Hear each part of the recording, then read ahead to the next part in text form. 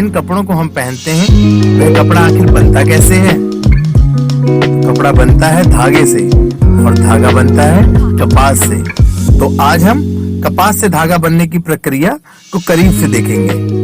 पहले हम सभी प्रक्रियाओं के नाम जानेंगे और फिर उन्हें संक्षिप्त में देखेंगे।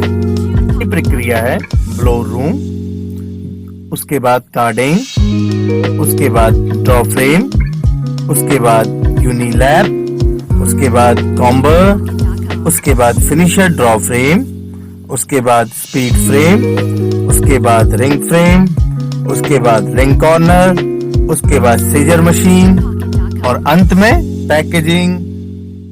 हमारे ट्रेनर आपको सभी प्रक्रियाएं समझाएंगे व दिखाएंगे। सबसे पहले यहाँ पे मैं ब्लोरूम लाइन से शुरू करूँगा। कपास जो हमारे यहाँ आती है बेल के रूप में आती है, उसको खोला जाता है और उसकी सफाई की जाती है। उसके बाद ब्लोरूम में उस बड़े बड़े टुकड़ों को छोटे छोटे टुकड़ों में तोड़ा जाता है।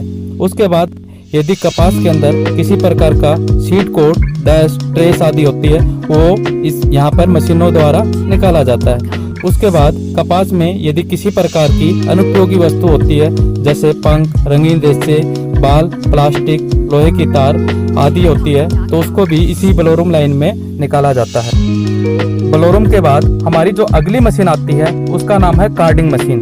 कार्डिंग मशीन में हम कॉटन के रेशों को अलग अलग करते हैं और उसको सीधा करते हैं। इसमें कॉटन में यदि किसी प्रकार का ट्रेस, सीड कोट्स, छोटे रेशे आदि होते हैं तो उनको भी कार्डिंग मशीन द्वारा अलग किया जाता है।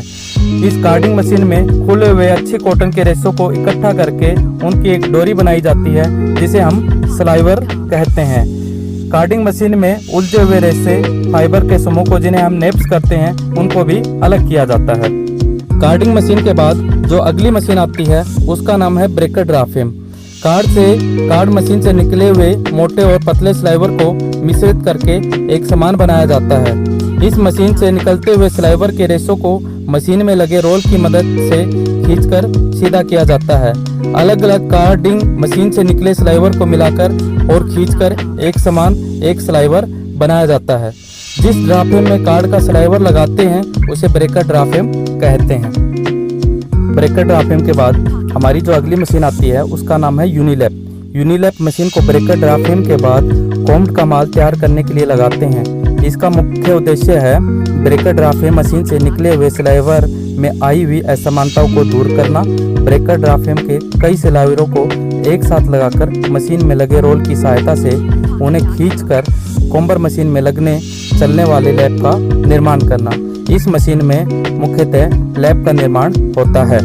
यूनिलैप के बाद जो अगली मशीन आती है उसका नाम है कॉम्बर। कॉम्बर मशीन को हम इस प्रकार भी समझ सकते हैं जैसे कि हम अपने बालों में कंघी करके साफ करके उनमें लगी गंदगी दूर करके उन्हें साफ करते हैं। ठीक उसी प्रकार कॉम्बर मशीन के द्वारा यूनिलैप से बनाए गए माल को कंघी द्वारा साफ करके स्लाइवर के रूप में तैयार करते हैं। कॉम्बर मशीन का मुख्य काम कॉटन से शॉर्ट फाइबर, निश्चित लंबाई से कम लंबाई के रेशों, नेप्स, डस्ट को निकालना और सीधे और रेशों को सीधा करना है। कॉम्बर के बाद हमारी जो अगली मशीन आती है उसका नाम है फिनिशर ड्रा फ्रेम। इस मशीन में स्लाइवर की क्वालिटी को आखिरी बार सुधारा जा सकता है। यदि स्लाइवर में किसी प्रकार की कोई भी कमी आती है, कहीं से मोटा पतला आता है तो इस मशीन में उसको सुधारा जाता है। फिनिशर ड्रा फ्रेम के बाद जो अगली मशीन आती है उसका नाम है स्पीड फ्रेम।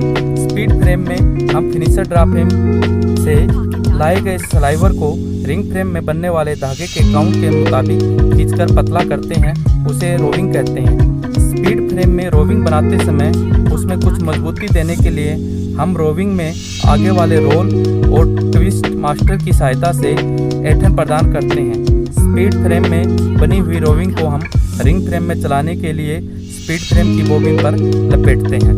स्पीड फ्रेम के बाद हमारी जो अगली मशीन आती है उसका नाम है रिंग फ्रेम। स्पीड फ्रेम में जो हमने रोविंग बनाई है उसमें हम ड्राफ्ट देके उसका हम धागा तैयार करते हैं। हम मुख्यतः यहाँ पर कॉटन का धागा तैयार करते हैं। वो धागा फ्रेम में ट्रेवलर के द्वारा ट्विस्ट देकर तैयार किया जाता है। रिंग फ्रेम के बाद हमारी जो अगली मशीन आती है उसे हम वाइंडिंग मशीन कहते हैं या लिंक कॉर्नर कहते हैं। इस विभाग में रिंग फ्रेम से बने धागे को फॉल्ट रहित करके निश्चित माप के कोन तैयार किए जाते हैं। इस विभाग में मुख्यतः निम्न प्रकार के कार्य किए जाते हैं।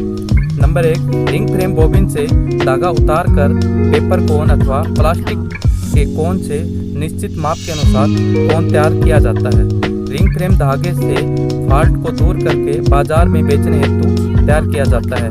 कोन का साइज और वजन को एक निश्चित अनुपात में रखा जाता है। वाइंडिंग मशीन द्वारा हम धागे की बिना गठान लगाए एक निश्चित लंबाई का धागा तैयार करते हैं। वाइंडिंग मशीन के बाद या लिंक कोनर के बाद हमारी जो अगली मशीन आती है उसको सीजर मशीन बोलते हैं। यहाँ पर धागे में नमी प्रदान की जाती है। सीजर मशीन से माल निकलने के बाद उसको कार्टून के अंदर पैक किया जाता है और उसको फाइनली गोडाउन में डिस्पैच के लिए रखा जाता है। धन्यवाद।